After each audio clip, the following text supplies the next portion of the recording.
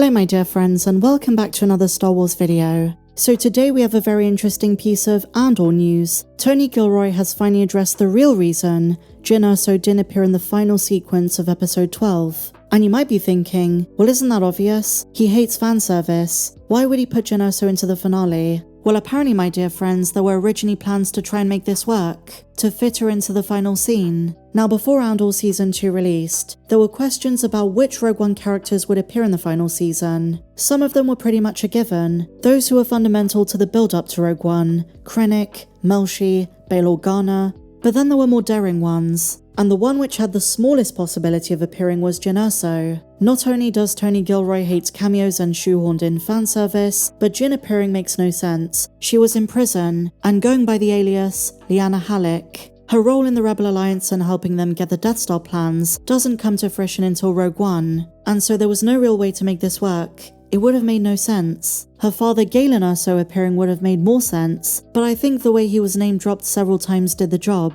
Especially when Axisal learns about the construction of the Death Star. The importance of the Erso name was made apparent without needing to show either Galen or Jyn. And now Tony Gilroy says, it would have been lame and disrespectful to the actress Felicity Jones. Her role in Rogue One speaks for itself. Andor leads to the movie. They didn't want to diminish the character or the actress's performance in Rogue One by throwing in a sleazy, cheap cameo. But Tony reveals there was pressure from Lucasfilm to have a version where Jyn appears, but in the showrunner's mind, it was never an option. He says, quote, I tried to sketch various versions along the way. He also considered bringing back Tivik and Galen Erso. In the end, I realized if people didn't absolutely have to be there, they shouldn't. And it would have been lame to bring back Jyn just as a cameo. That would have been really disrespectful. I'm also really happy Saw Gerrera's story and development didn't depend on his former relationship to Jyn. Jyn left the Partisans years ago, nor did the season repeat known plot points and missions from Rebels and some of the books. We got to see a new side to Saw's fanaticism and philosophy, in a way that's never been presented like this before. His speech to Wilmot Pack will go down as one of the best monologues of the entire season.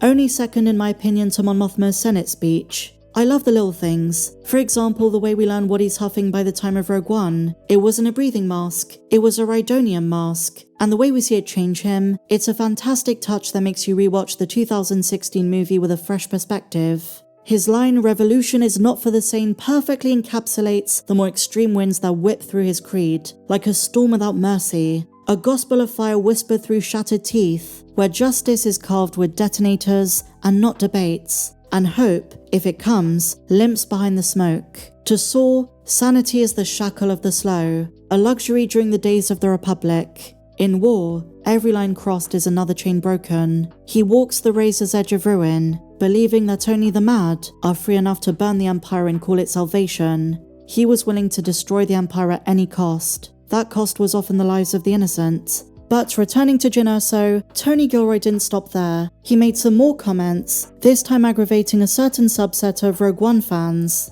From the very first time we were introduced to Bix in Season 1, fans were dying to know if she would end up with Cassian, and what this would mean further down the timeline because she isn't in Rogue One. What was going to happen to Bix? Because in the 2016 movie, fans interpreted Cassian's relationship with Jyn Erso as being romantic. Andor Season 2 answered where Bix went. She went to Mina Rao. Bix believed that once the fight was over, once the Empire had been destroyed, they could have the life they've always wanted. That would never end up being the case. Cassian would lose his life on the beach of Scarif. But before his death, was he falling in love with Jyn Erso? This is the fundamental question fans have.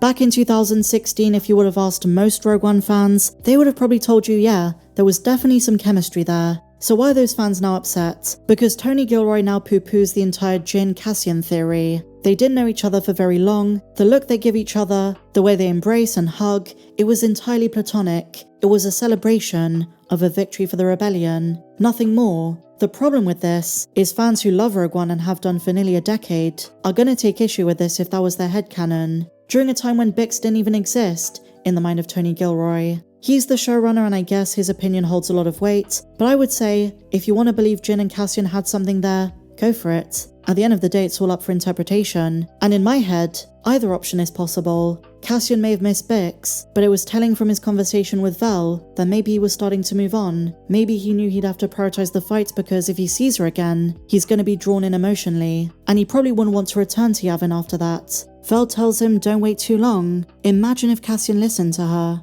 Imagine if he went to Mina Rao instead of Catherine. Finding Bix, finding out he has a son, that would have changed everything. He would have never come back. He would have been a husband and father, and the whole Star Wars universe would have been very different. But because that's not the way things turned out, I wonder if just like his sister, in his mind, Bix was another person he loved, who he had to let go of. Even if before his Scarif death, he thought it was going to be temporary. But no, Tony doesn't think there was anything romantic between the two characters in Rogue One. The main problem with this is, of course, there was an original version of the movie where Jyn and Cassian survived. The original writers intended the two characters to end up together, and to this day Felicity Jones laments the fact that Jyn Erso didn't survive because she wants to come back. I remember a couple of years ago she said that she wants Lucasfilm to revive the character, but that would diminish her sacrifice, even if they found a way through Dave Filoni's kind of world between world stuff. Not that that's how it works, by the way, but if they found an avenue to do it, they still shouldn't. Jyn was a fantastic protagonist, and as Tony Gilroy said, anything additional would be disrespectful to the character.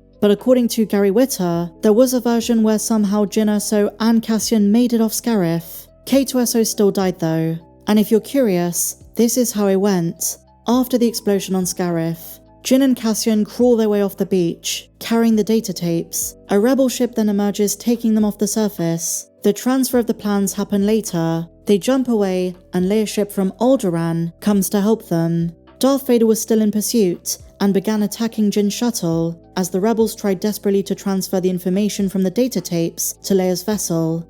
Finally, Vader was successful in breaching their shields and destroying the craft. The audience would have been left fearing the heroes were dead, but as Darth Vader's Star Destroyer ventures off to chase the Tantive V4, they got away in an escape pod just in time. The pod looked just like another piece of debris, but both characters survive, heroes of the rebellion. But the writers then decided this was a really stupid ending. Why jump through all these hoops to keep them alive if they don't appear in A New Hope?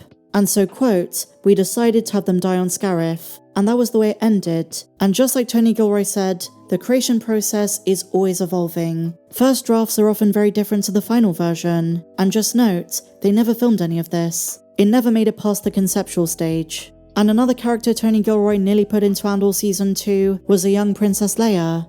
Again, as cool as it would have been to see young Leia interacting with her father Bail Organa, it would have been too distracting. It's best to keep the major players of the Skywalker saga out of it. And it's fine. If you want those characters, watch Rogue One and the original trilogy. Andor was always intended as a lead-in show. It's meant to tempt you to go back to rewatch Rogue One after it. So I'm really happy they didn't go with these decisions. But what do you guys think? Share your thoughts in the comments down below, my dear friends. And if you enjoyed this video, please be sure to give me a big fat thumbs up. Subscribe if you're new. Check me out on socials. And may the Force be with you, always.